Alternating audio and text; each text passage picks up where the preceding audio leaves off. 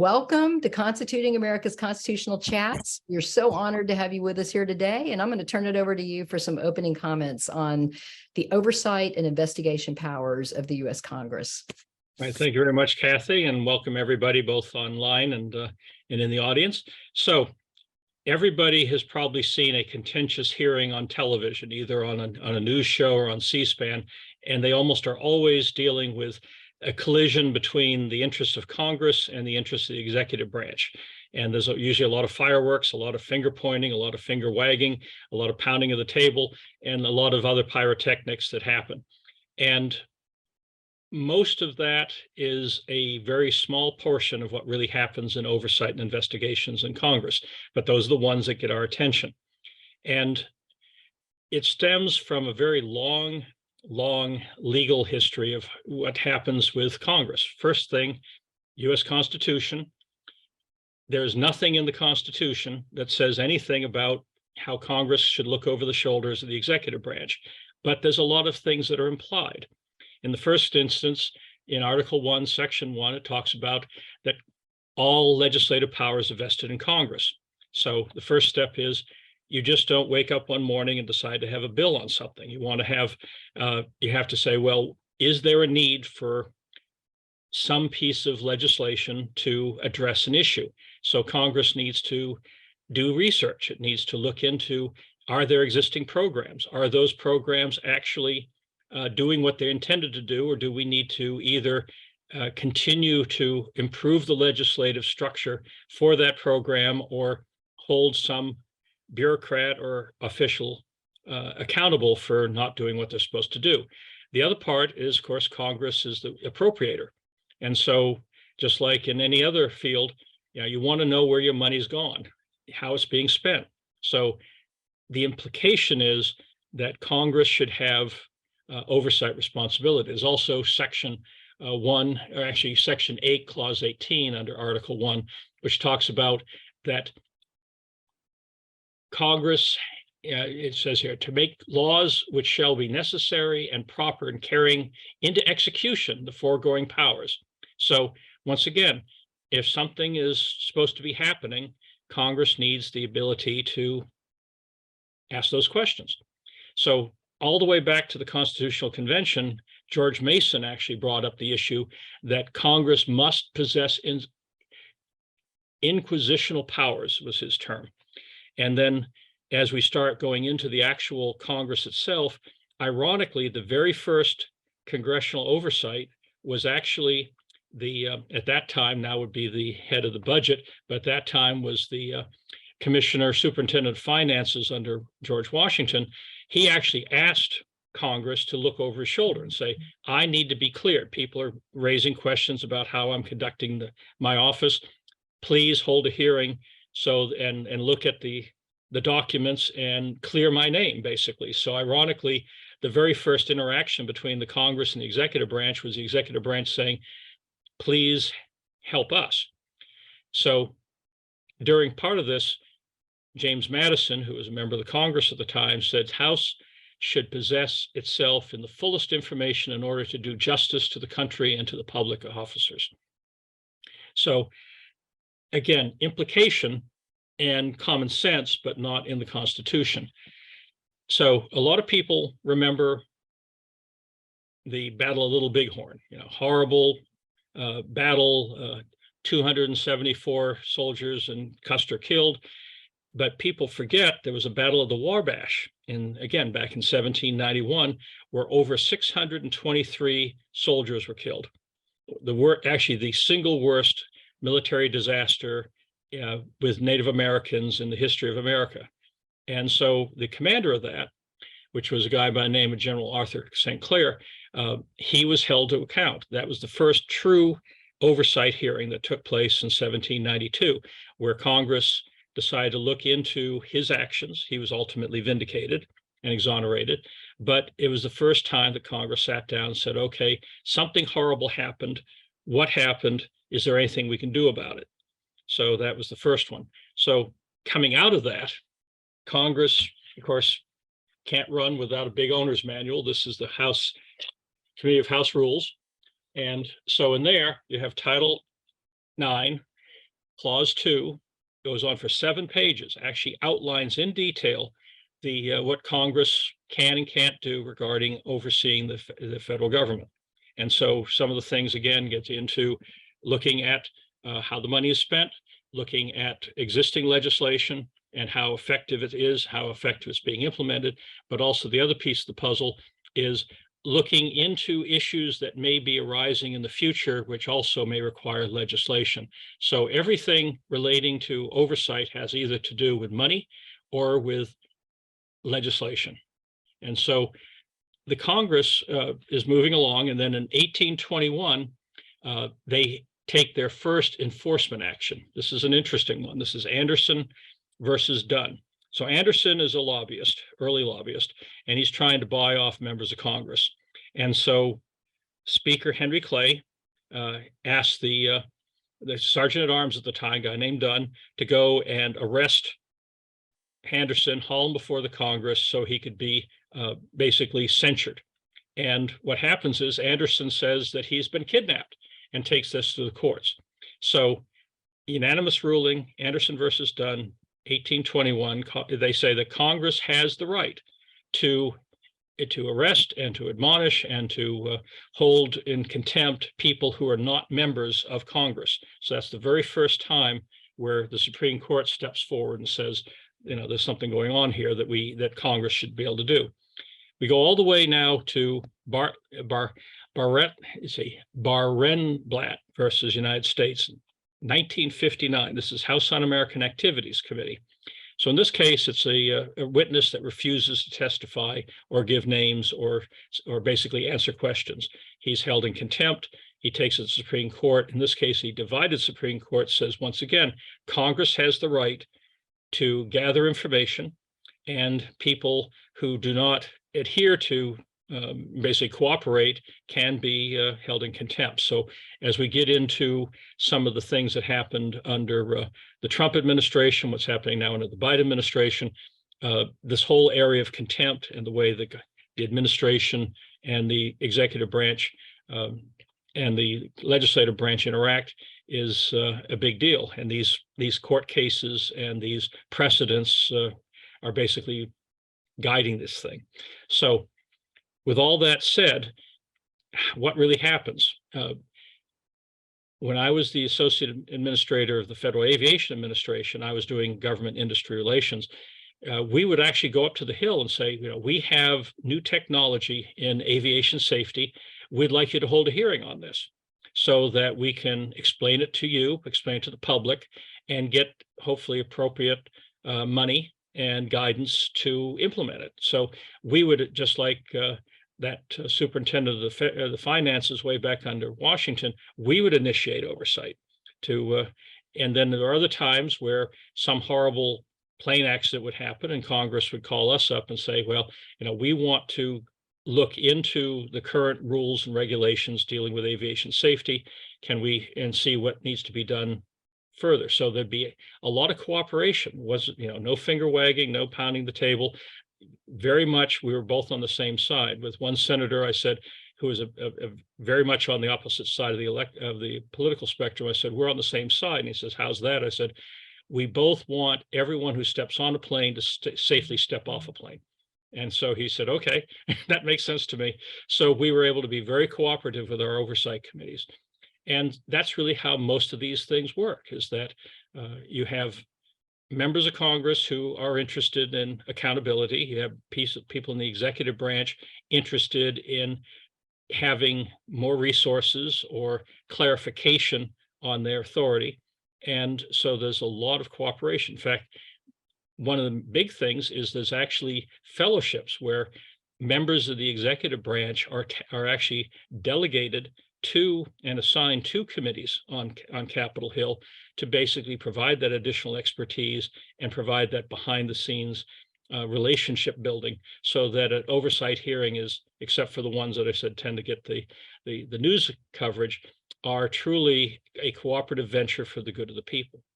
So there's a lot of that goes on. I mean, a good oversight hearing is basically almost like a stage play. There's a plot, We're trying to either get legislation done, we're trying to inform the public, we're trying to clarify something, we're trying to get more resources. And then the other and then there are cast of characters. Who is it? Just the administrator of an agency or secretary that speaks? Is there a subject matter expert or someone more closer to the issue that speaks? Which members ask what questions? I mean, we literally at times would have a binder where we'd say member X is going to ask this question. Here's our answer. And so we'd be able to not have any surprises, because again, it'd be a cooperative venture to put this on the public record, to and basically to get people on the same page and move legislation forward. So it's a very different world than what we usually see on the news.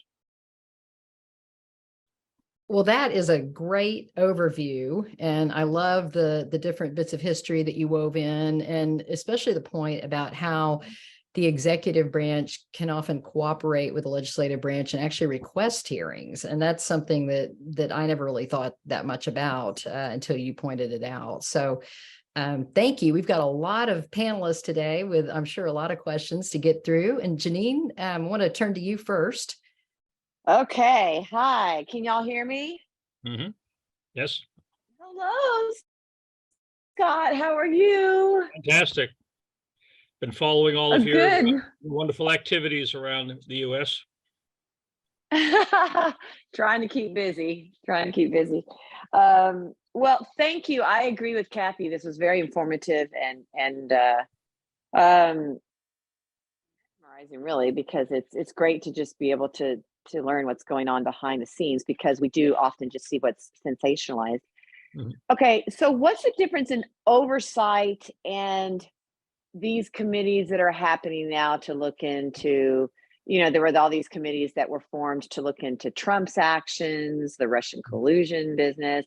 Now there are committees that are looking into the Hunter Biden laptop and things of that nature. Are those different than oversight? Are those called investigative committees? What's the difference between the two? Investigative or special committees. Yes. So you have, as Vin Weber, a good friend and colleague, did in your previous thing, you have tons of committees and subcommittees that are there to authorize, to appropriate, and every one of them has a review function and responsibility. And so those happen through the natural course of things. But when, whether it's the Democrats wanting to do January 6th, or the Republicans wanting to do Hunter Biden, or the Chinese influence in America, you then can create special committees. And that's really the purview of the speaker to do such a thing. And ideally, they're still bipartisan, because it's hopefully a universal concern. Sometimes not, as we saw with January 6th. So yeah, there is they are different, and they are ad hoc and have basically time limited to that Congress. Right. The January 6th investigative committee, no Republicans were allowed on them.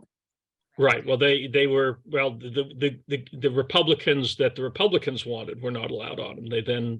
The Democrats, Pelosi, put on two people who were Republicans in name only. Right. Okay. Did you kind of some rapid fire Q&A here? Did you talk to us about how many? Did you mention it and did I miss it? How many people are normally on the committees? How many representatives? Is it limited to a certain amount of people? Well, yeah, each committee is and subcommittee are different. I mean, certainly, the big standing committees usually have about, I think right now, let me look at I had my notes from just the other day here. Let's see, where we had in the House, I was just on the phone with some other people.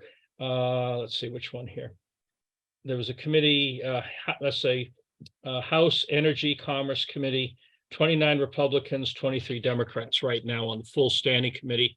The subcommittees tend to be about maybe 8 Republicans, 6 Democrats. They're smaller because they're focusing on specific issues, but there's one example there. So, and again, there's so many committees, so many subcommittees in the House, and same in the Senate, and they're always reflecting the percentages of membership between the two parties. Okay, so if the Republicans are in the majority, then you'll have a few more Republicans on the committees and vice versa. Right, and that also goes to the budget for the committee and also to the committee staff. So in the House right now, you'd figure that this, again, it's a very close margin.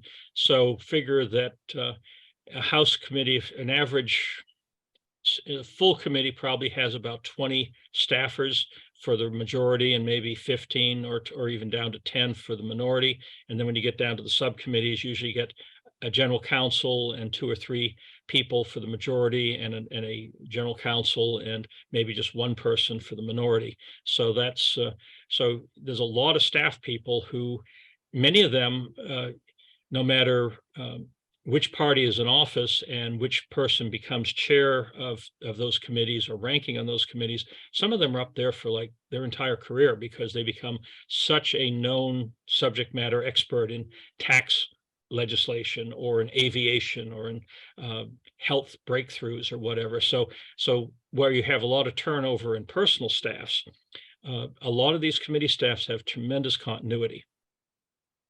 So I want to make sure everybody else has time. So but I am curious about it. If you could keep Sure. a more rapid fire. Are you saying that so approximately the bigger committees are about, the main committees are about 40 and the subcommittees might be about 20 or, roughly. Yeah. But what do you mean staffers? Are you saying that out of that Those 40 that people that they are? Yeah, every committee has staff to run the committee. And so they always have a staff director. They always have a general counsel because the law is obviously a key piece. And then they'll have subject matter experts. And then they'll have just assistants who are basically making sure that because almost every committee, in fact, every committee does have rules about someone who's testifying must submit their written testimony 2 days in advance, 48 hours before the committee or whatever. So they have to chase those documents down. If there's any exhibits, most committees now have big flat screens. So some people do PowerPoint slides now. During the COVID thing, you had to have people Zoom in and so do the tech check like we did for this event. And so you have basically you're putting on a show, and that show ideally is going to be informative and not be pyrotechnic. Okay, well, but I'm still confused. Let's say there are 40 people on an oversight committee. Are those, when you say people, are Those those are the members. elected representatives or staffers? No, those are the elected members. And then Okay. each member has personal staff sometimes assigned to the committee, and then the committee itself has staff. So in other words, in the room are going to be 100 people, not just 40 people, when you add in all this staff. Correct. Yeah, it's frightening really to think that the staff might, not that they're not capable, wonderful people, but that, the elected representatives might not even really be in these rooms.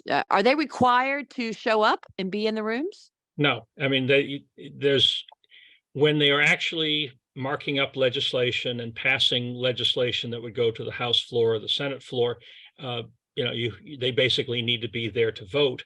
But in many cases, what you'll see if you're actually in the room, or because a lot of times on C-SPAN, it's a tight shot, you'll only see the chair and the ranking members, maybe 2 or 3 others who have a special interest in that. And then you'll have basically lining the wall behind the members, a whole bunch of staff people, even for members who aren't there, because they're basically taking notes and just hearing the whole thing. And then of course, the show hearings, the ones that are going to get a lot of press attention, then all the members are there because they want to have their face time. But in most rudimentary hearings, you basically have just the 2 leaders and 2 or 3 other members, and then a lot of staff. Interesting. Okay, last question. Really fascinating. A lot of Americans, especially when you get into investigative committees, but I would think the same question would apply to oversight committees, get very frustrated. And a question, when I'm watching the news, you hear all this information. And of course, my thought is, well, what are you doing about it? And, do something, just quit talking and informing us, just do something. When on these investigative committees and the oversight committees and whatnot, what kind of power is there to actually accomplish anything other than gather information? So in other words, what's the next step? Well, they have the way, they just don't have the will usually. I mean, every standing committee outside of appropriations, which is just straight, here's the money, is an authorizing committee by definition. So they are there to push legislation that is going to steer that agency or that program within those agencies. And they can do as amendments onto larger bills, or they can have standalone bills. They can create new agencies. They can reduce the size of agencies. They can merge agencies. They can certainly admonish public officials who may not be doing what the committee feels they should be doing. And so there's a lot of power, but because it's Washington, a lot of that power is not exercised. Well, thank you, Janine. And we're going to turn to Tova. Wait, I was asking one last quick question. I'm so sorry. I didn't know I was muted. Okay. One last quick question and a very quick answer. But the investigative committees, they cannot prosecute. They have to send it over to the attorney general. And I think That is that's correct. what's frustrating to people. They don't really realize that. So you can get all the information, but the Congress hands are tied, correct? That is correct. They can refer, but at that point, they're basically just exposing, but they cannot, and then all actions stemming from that has to be referred either to a standing committee for legislative action or to the Justice Department for criminal action. So it could go to a standing committee for legislative action.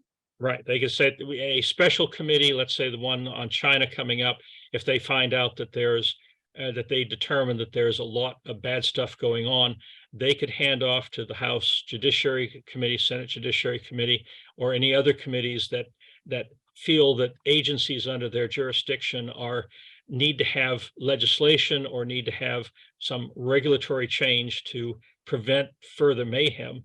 They can hand that off as a set of recommendations, but these special committees themselves cannot do things unto themselves. Interesting. Okay.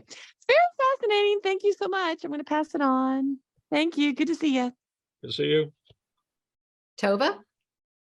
All right. Yeah, thank you so much for being on. This is really fascinating, like inside look into a process that is so important, but not so many people necessarily know about. So in the interest of giving everyone else, time to talk, I'll just ask one question, which is a little broader, which is, how does the idea of federalism play into the oversight process? So you've talked a lot about it from like the federal perspective, but how do local governments, state governments regulate themselves? Is like the federal government also in charge of investigating things like for state governments? And then when, it's determined that there's an investigation needed, how is power delegated between the different parties that might be necessary to conduct an investigation? And then as part of that giant mammoth question, how do you ensure that there are no conflicts of interest? For example, if like a city government is like having to investigate itself. Well, first of all, let's talk about the federal side. You have the 10th Amendment that says anything not explicitly given to the federal government is delegated to the states and other jurisdictions. And so you'll have many hearings on the Hill where they'll bring in mayors, they'll bring in governors, they'll bring in other state or local officials to say, this federal regulation or this law is hurting us or hampering our ability to do X and Y. And so, there's a lot during all the stuff about opioids. You're having a lot of state and local officials talking about about the overdoses and all the other things happening in their jurisdiction, whether it's their town, their city, their county, or their state. And so they're coming to the federal government saying we need more money through grants to help us, or we need to have the Center for Disease Control or others do more to regulate the use of opioids in the terms of prescriptions so we don't start the people down that path toward addiction. So there's always a healthy dialogue between other jurisdictions and the legislative branch, because the federal government has that cascade impact, and so that is definitely aired. In fact, in the current Congress, the Republicans are talking about having a lot more field hearings, where you basically, they want to have the hearings outside of Washington, D.C., and actually take it to some of these frontline areas, especially the border, to talk to, in that case, the mayors and others at the border, and saying how the current policies are impacting their communities. So you're seeing, and there's always been field hearings, but it looks like this is going to be a bigger deal in the next couple of years. Now, the other part was conflicts of interest. Clearly, any issue that comes before Congress, there's a lot of interests, a lot of vested interests, and there's a ton of, there's literally like 15 to 18,000 registered lobbyists for Congress. And so they're going to be sitting in the room, and they're going to be talking to the members before the hearing and after the hearing to make sure certain questions are asked, because they have their own agendas. And so there's always conflicts. So the question is how much of that is basically a First Amendment right for people to communicate with their elected officials what they think is in their interest, versus people who are maybe crossing the line and figuring out, we just gave you X amount of money for your PAC fundraiser, and you better put that amendment in the next time. So that's where we talk about the swamp and all sorts of other issues with Washington. I see. Thank you. And then, how is it just going back to part of my question, like, how is it determined when, like, a state will investigate something versus the federal government versus maybe a more local council? Sure. I think that part of it is a resource issue, that when you get to the state legislatures, you don't have the incredible staff that you have at the federal level, but you certainly, if you're a state legislator, you can look into the operations of the state government. If you're a county commissioner, you look into the operations of your county, city council the same way. So there's always that implied oversight, because again, the two things we brought up at the very beginning, you want to know where your money is being spent and how it's being spent. And in that sense, it's not your money, it's the public's money. So you have that inherent responsibility. Again, this goes back to the Constitution, implied. You have that implied responsibility to have to guard the public treasury. And the other part is you always have that, again, implied responsibility to investigate issues, sort of look before you leap. If do you need an ordinance at the local level? Do you need a piece of legislation at the state level? Do you need a new law at the federal level? Because an issue is arising. One of the great challenges that we have at all levels right now is technology is far outstripping policy and the regulatory structure. And so do you let that happen, or do you have to do more, whether it's dealing with TikTok or because it's Chinese information gathering, or other issues, that it just, the pace of change is so great, and that makes the investigative or the review function of Congress, a legislator, a county commission, or a city council even more important, because many of these people are not as savvy about some of these issues as the people actually doing them. And so you want to bring that expertise in front of the microphones and say, what's really happening here? And do we just, the old adage, lead, follow, or get out of the way? What's the role of government in all of these different issues? Yeah, absolutely. Well, thank you so much. We have a lot of other panelists, so I will pass on to the next person, but really appreciate your time here today. Hello. So I'm a little curious with the action committees opposed to the general committees. The general committees, the committee members are appointed upon their election and then the action committees, they are made when the situation arises for them. Yeah, standing committees versus special committees. Yeah, exactly. So yeah, when it's kind of like almost like fraternity rush in a freshman year at a college. You all have all these new members coming in, and we had 76 new members elected this last circle in 2022, and they come in, and some want to be on small business. Some, some want the big star committees, appropriations, foreign relations, etc. But you may have a farmer who wants to just be on the agriculture committee, and so they go and talk to their their respective party leaders and say, I really want to be on agriculture. or I really want to be on veterans because I'm a veteran, and or something. And so so the leadership in both parties, in both houses, are, the first thing that happens literally before Thanksgiving, right after the election, is everyone's tugging on their sleeve, and they have to kind of say, well, we only have so many slots on this committee, so many slots on that. So there's a lot of negotiation that goes on. And of course, we saw some of that play out with the speaker race with McCarthy, that there were a number ideologically, you had the Freedom Caucus who felt that they needed to have a lot more members on the Rules Committee. And the Rules Committee, if you've heard before, especially from Private Vin Weber, is probably the most pivotal committee in the House, because the House being so large, you have to have a rule for every piece of legislation that comes to the floor. So that Rules Committee is absolutely pivotal as the traffic cop of what goes onto the floor when and how it goes onto the floor. So the conservatives embodied in the Freedom Caucus said we want 4 members, not just 1. And that was one of the big bones of contention that made all those ballots happen. You had touched a little bit on the power of the committees and of hearings. I'm wondering if there's any way that Congress is able to flex their muscles almost and act in a way where they can't put someone in jail necessarily alone, but what's the extent of Congress's ability during those hearings to punish?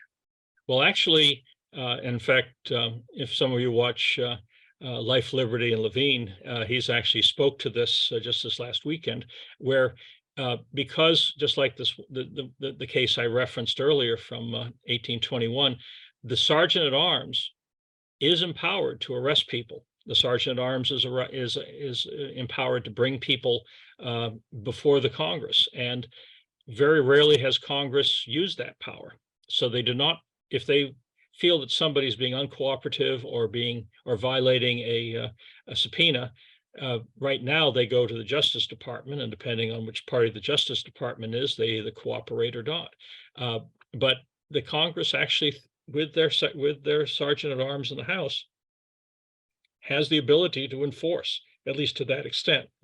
But otherwise, Congress is the other power is the purse. I mean, there was one situation, it was a great one back in the 80s, where the House Agriculture Committee chair and the Deputy Secretary of Agriculture got crosswise with each other. And when the USDA appropriation came forward, he defunded that position as a way to just sort of say, up yours. And so it can happen. And then one more quick one before we pass to Yashika. Sometimes I'm a bit confused when we look at the government's handling of certain more so private organizations. So one thing I'm thinking of is when there was the congressional hearings that had to do with the Major League Baseball, the MLB. I don't know if you're aware of that situation at all, but how did that end up coming before Congress?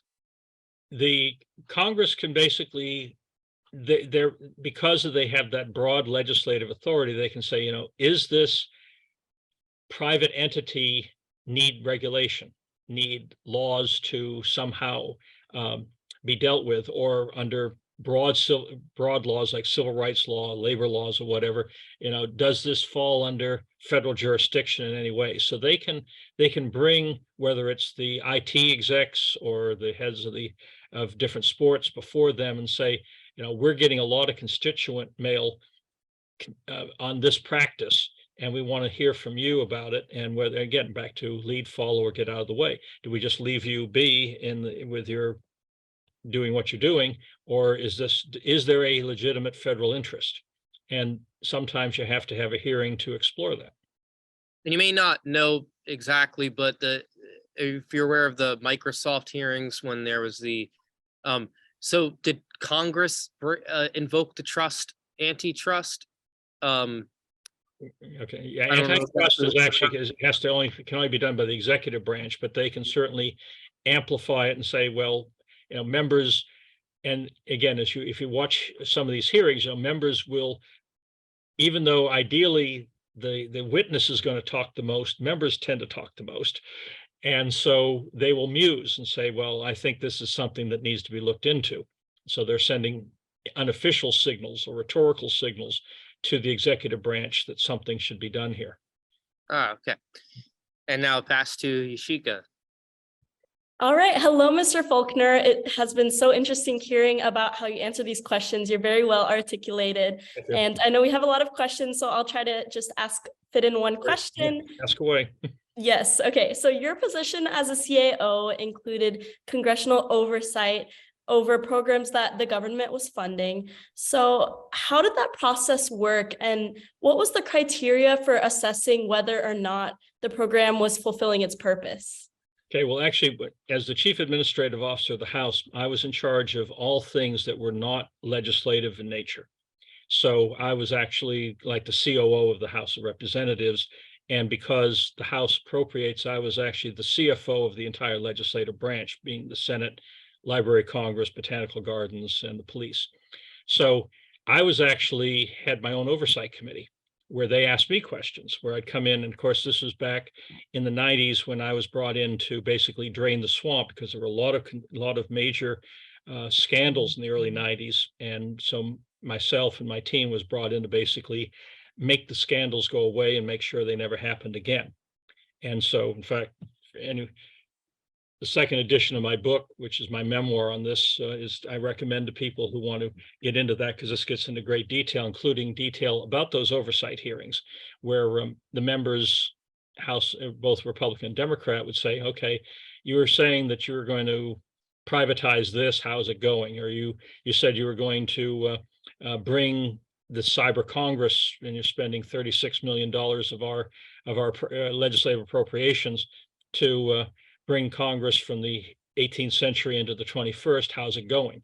And so I was actually the subject of oversight in that case, as opposed to conducting the oversight. Okay, perfect. And I'm going to go ahead and try to fit in one more quick question. As you were saying before, there are many interests, and I'm sure you face your fair share of pressure to lean into making a certain decision. So can you tell us about a time you faced pressure trying to make a decision on a piece of reform, and how did you overcome that pressure? Well, the senator's name will remain silent, so I'm protecting the guilty. When I was at FAA, there was a regional airline that had failed several safety inspections. And in fact, to the point where they were actually faking the maintenance records. And we warned them, and then we got they kept ignoring us, and we got more citations. So we were going to decertify this regional airline. And the senator calls me up and says, how dare you? This airline is important to my state, and the CEO is a good friend of mine, and don't you dare. So I walked down the hall to the administrator, Alan McCarter, great guy, and said, Alan, your call, what do you want to do? And he says, is it a legitimate decertification? I said, oh yeah, we got them dead to rights. He said, then just hang tough. So I went back and got the senator back on the line and said, I've reviewed it with the powers that be here, and unfortunately, this is a regulatory matter. It deals with the safety of passengers. It deals with the safety of these airports, and these people had plenty of opportunity to make right, and they didn't. So we have to get their attention this way. And after a stream of four-letter words, he said, he says, I will make sure you never get another job in this town. How dare you do this? I mean, how can you talk to me like this? And I said, well, I said, well, Senator, safety is safety. And I said, I'm more than willing to go back to ask for a waiver on this, or some suspension of this until it's worked out. But I want you to put that in writing under your signature. And he slammed the phone down on me. So how fascinating. Thank you so much for sharing your behind the scenes experience working in that position. It was so fascinating hearing about your experiences. So I'd like to go ahead and pass it on to Ms. Gillespie. Well, thank you, Yashika, and thank you to all the panelists. Great questions. And Scott, we've got a lot of audience questions lined up as well. First, we're going to just give a quick shout out to our students who are watching today. We have students with Hope Mucklow and Maria Wright who are watching. And if you are a student and watching and we didn't mention you, feel free to write in the Q&A and we'll be sure and give you or teachers your class a shout out as well. And we also want to thank Ben Gray for his question about where can he watch these podcasts after they air. And I had dropped a link into the Q&A, so hopefully all of our audience members can see that as well. It's Constituting America on our website. We have an archives link, and you can go there usually just a few days after one of these airs, and you can get all caught up if you miss one. So, Scott, first of all, Eric Braverman has got a question about conflict of interest in serving on committees. Are there any rules per se for members of Congress who to serve on certain committees? For instance, if you had a member of Congress, say, who has large, maybe large stock holdings in, maybe Boeing, and could they serve on the Armed Services or Defense Committee, or is that all just sort of self-policed? It's self-policed, but you have extensive financial disclosures. Of course, there's now, tongue in cheek, they've got the Pelosi Act that they've trying to move through the Republicans in the House, where you're getting a lot of insider trading. It's been happening for years. And so at one front, you have, members go on these committees because they have an interest. Hopefully it's a constituent interest versus a personal interest, but it is pretty much all self-policed. Well, thank you for that. And then Linda Bartlett asks, do some entities, i.e. the military, have folks who do nothing but deal with the oversight committees? Yes, you actually have full-time military liaison people. Actually, there's military liaison offices actually up in the congressional buildings and in the Senate buildings that are handling these issues. And again, as I mentioned earlier, you will actually have people detailed, especially on these armed services committees and all. You'll actually have usually lieutenant colonel or colonel level people who are detailed from the Pentagon, from the different military services to these committees, so that when some member or staffer wants to know about some weapons system or some military base, they can cut through the red tape and get the information to them. So you have a seamless flow of information. So there is this, again, partnership that goes on. Well, that's very interesting. And then we have a listener who actually had some experience testifying before a congressional committee. Sandy Thatcher says, one experience I had in testifying before a congressional committee in 1994 showed me that members of the committee show up to hear witnesses when they have a high profile, in my case, novelists Eric Jong and Scott Turow, but disappear when we ordinary citizens with relevant experience testify. Is that common? Totally. I mean, it is sad. I mean, that's why you'll have a Michael J. Fox come to the Congress to talk about Parkinson's as opposed to some medical doctor. I mean, so that's why a lot of these causes will have celebrities, and they'll come up to the Hill, and yeah, I mean, they're like anyone else. I mean, they got stars in their eyes, and they go, oh my goodness, we got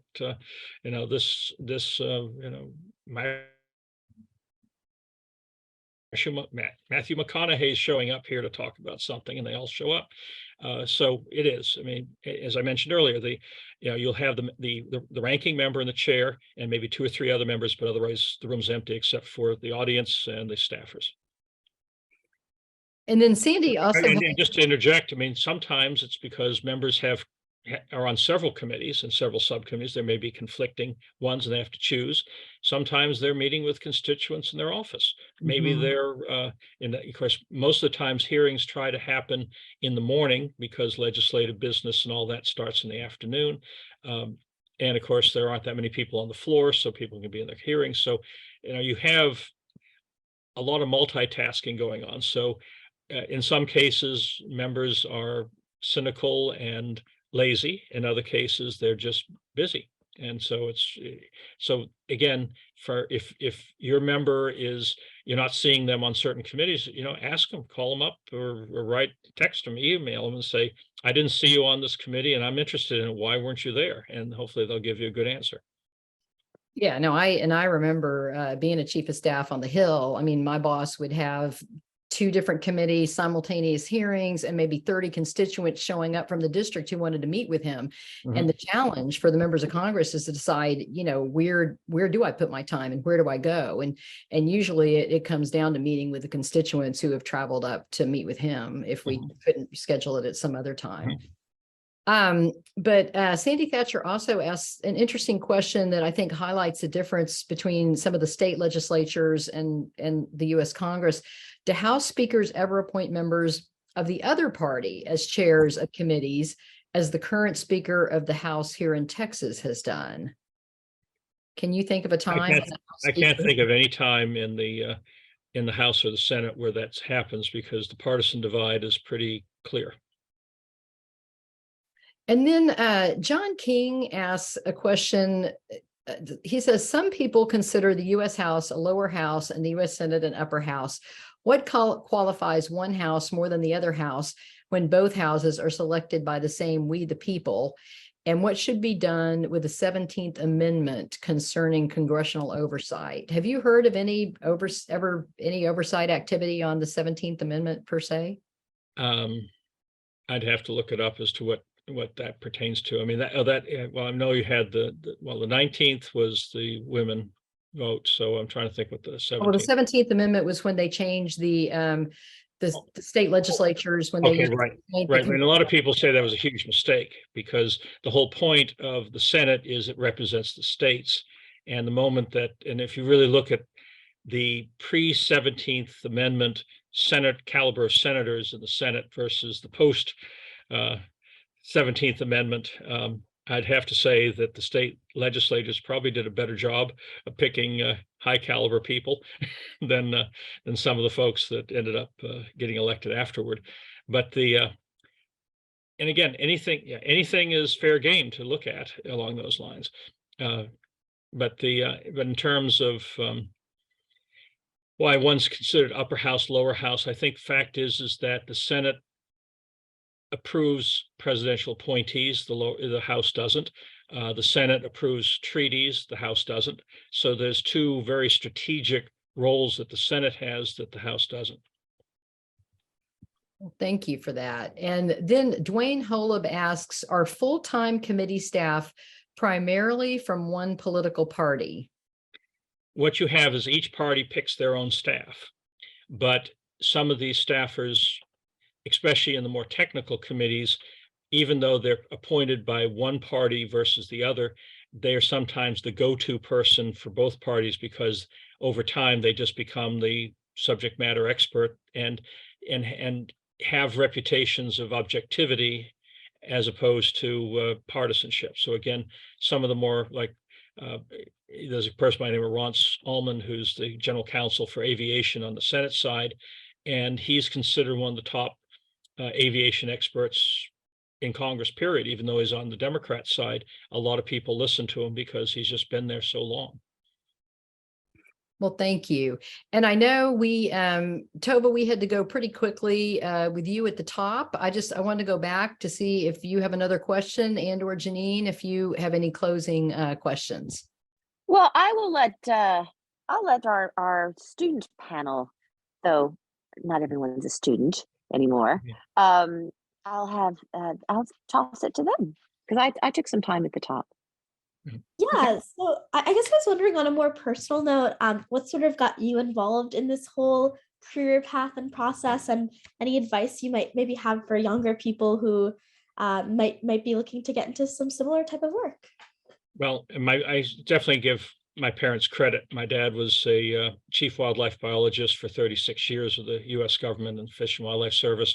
So I learned a lot about public service from him and all of his colleagues that literally would sit around the lunch table or dinner table.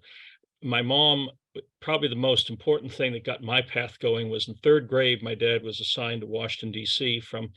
in this case, from Boston, to basically spend 6 months in Washington, part of his developmental assignments as part of his career.